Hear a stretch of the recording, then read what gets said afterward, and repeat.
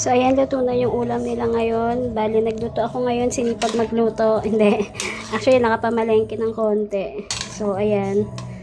May mga kaini akong binili. Saka, gulay. Para maiba naman. Kasi puro sila, liver spread. Kasi nga wala akong time. Pero ngayon may time ako. Nakapagluto ako. So, ayan.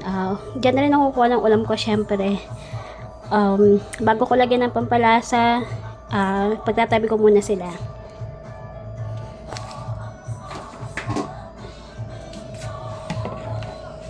So, dito ko ilalagay yung kanila. So, ito na yung kanila. Papalamigin lang natin. Marami yan. Saka malalaki yung ano yan eh. Tignan natin kung maano dito sa may aircon. Okay, dito muna. Yan, lalamig na siya dyan kasi nalalamigan ng aircon. So, yun yung pinakamababa. Nakahanginan ba? Wala ko ibang papaglalagyan. So, sige lang natin.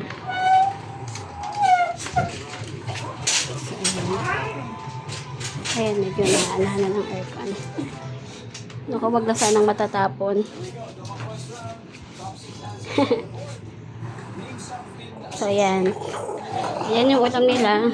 Palalamigin lang natin. Tapat natin sa aircon. Tapos, i-prepare ko na yung kanilang dog food. So, ayan na yung dog food nila. Nalagyan ko na yung plates nila. Tapos, ngayon naman, lagyan natin ng ulam.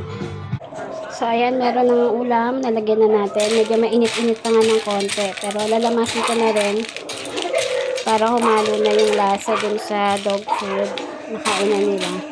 So, meron tong giniling. Saka, ano pa ba? Yung kanila, merong giniling saka kalabasa. Tapos, pinilian ko siya para hindi masyadong masama yung sibuyas. Kasi bawal yung sibuyas eh. Yung sa akin naman, yung part ko, nilagyan ko ng sili. Gusto ko super anghang. So, yan.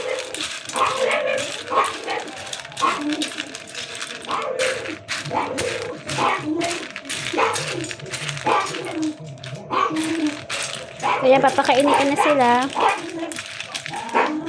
Sana magustuhan nila to. Actually, gusto rin naman talaga nito kasi may itlog dito eh. So,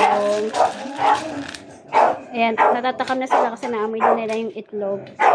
Scrambled egg na nilagyan. Para siyang para siyang inside lahat ng kalabasa na may giniling. Parang ganun yung style niya. So, ayan. Kakain na sila. So, ayan, kumakain na sila. Dalawa na lang yung wala pa. So, nilagay kami pagkain. Nag-aaway kasi kaya kailangan kong tutukan. So, ayan, kakain na yung sibuyas sa kasabududos na lagi nag-aaway. Peace out! So, pahabol pala. Ayan, maubos na ni Bulinggit. Tapos, si Digong. Ayan, nakaubos na din. Nakaubos na din si Marcel. Ubos na si Black. Ayan, kumakain na sila. Si Bududus, ayun, tahimik na. Kakain mo na si Bruno. Si Bruno hindi pa, kasi nag-aaway pa sila eh. So, para hindi matapon yung pagkain, unahin mo na si Bududus.